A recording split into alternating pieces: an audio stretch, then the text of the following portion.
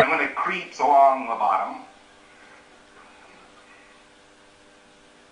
then you have to get a special long leaded pencil to get it up to the bottom line. You are merely reading a valence.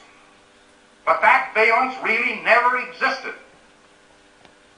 It is a picture of what this fellow thought the other fellow was like. Now, I'm not making any comments on that great, noble, triumphant subject called psychology. I'm making no comments on that subject at all. We'll leave that to the second hour. We'll ask the ladies to leave, and I'll dig up my Marine Corps vocabulary. We'll work it over. Right now, we'll be pure, and we will merely say psychology. What does it teach man? Man consists of. That he's an animal, that he's incapable of creation, that he has all sorts of hidden impulses which are liable to come to the surface at any moment.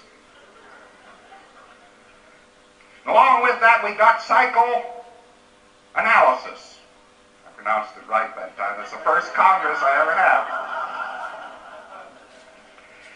And this says, man's basically a beast. Below the level of the censor, which is the only thing that keeps him on the straight and narrow path, we have this ravening monster. And if you read the books of this particular subject, you're struck with this fact that the only normal sexual intercourse comes about through super-education and threat of punishment. And that all other sexual activities are really the order of the day and are down there in the super unconscious, reconscious mind. That's quite interesting, isn't it? What are these people doing? They are teaching people what coat they must wear to be equal. And they get this shoddy, messed up, smeared, torn, tattered, and battered jacket. And they say, put this on, son, and you'll be normal.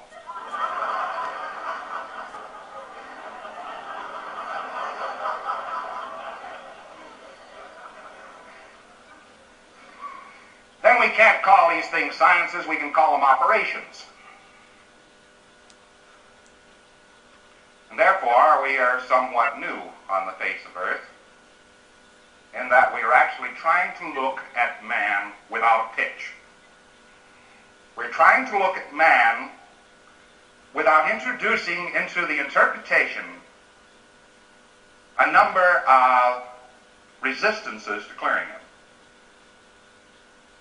Without introducing a number of evil factors by which we can damn him.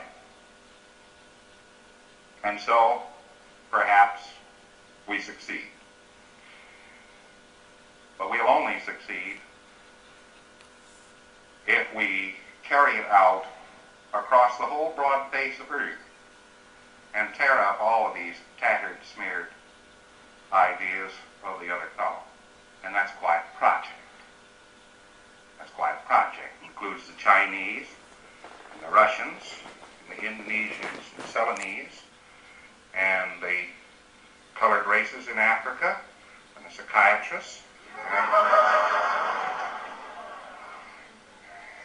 Includes all races, no matter how. Because as long as you have priesthoods, as long as you have racial concepts which seek to retain men into evil in order to make him good, which is one of the most interesting propositions anybody's ever heard of, you'll still have a barrier to a true civilization on Earth. So we're starting out at that point today. It's an interesting point to start at. It's an interesting thing to come out here and say to you, well, we're all up on top now, it's all finished, that's all, that's it. Here we are. We don't have to worry about it anymore. Oh, no. This is the day we go to work. Do you think that the assembly of tools repairs the car? No, it certainly doesn't. Only I've seen some fellows, particularly plumbers, who can assemble tools for a very long time. Well, I've been assembling tools for an awful long time, and we finally have gotten some cars fixed. But really, the basic time has been spent on the assembly of tools, and that's what we're covering here. This is quite remarkable to have achieved this point, since it was not necessarily achieved through the field of science. It was not necessarily achieved solely through the field of religion. It was not achieved through the field of philosophy, ontology, materialism, or any other particular field. This has been a proposition of hacking through an impenetrable jungle, which was simply the accumulation of several thousand years of ignorance. And it was strictly a hacking job. You just took a machete and you went to it. And when we finally got down to a point where there was a path through the jungle and we reached the cliff on the other side and saw their broad sea, it was interesting that it was a very simple sea we were looking at. It didn't have monsters in it or anything else. It was just a sea, and it was all very calm, it was all very nice. But every time, for a while, that we led somebody up, you leading your friends up to this, and you say, look, you see all that stuff? That's jungle. That doesn't have any real bearing on existence at all. It's just superstition and ignorance and stupidity and all that sort of thing. And we want you to walk up this line. Of course, I realize that this path is not well marked. You have to look at this tree for a half an hour to find out whether or not there's a blaze on it. It's not a well-marked path, but all we're doing is asking you to go walk just up this path and go over there to the cliff, take a look at the sea, and it's a beautiful sight. And they say, no, not for me. Not for me.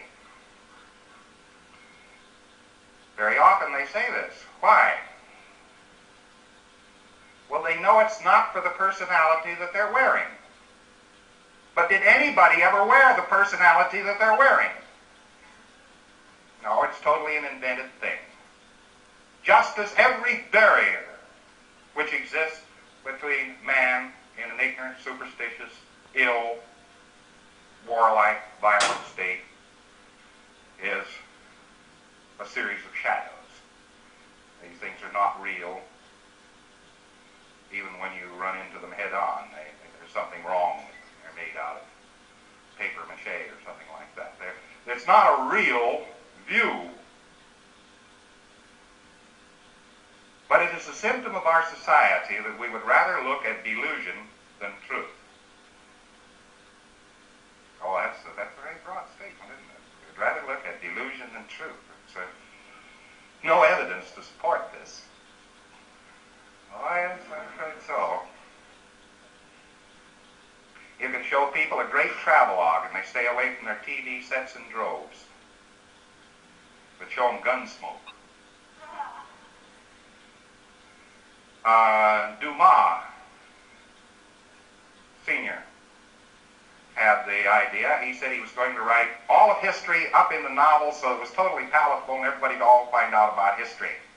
Very good idea. In other words, if you fed him fact through delusion, he'd have it made. It was an idea. But is it a workable idea? Actually and essentially, is it a workable idea? No, I'm afraid that truth doesn't have to be shepherded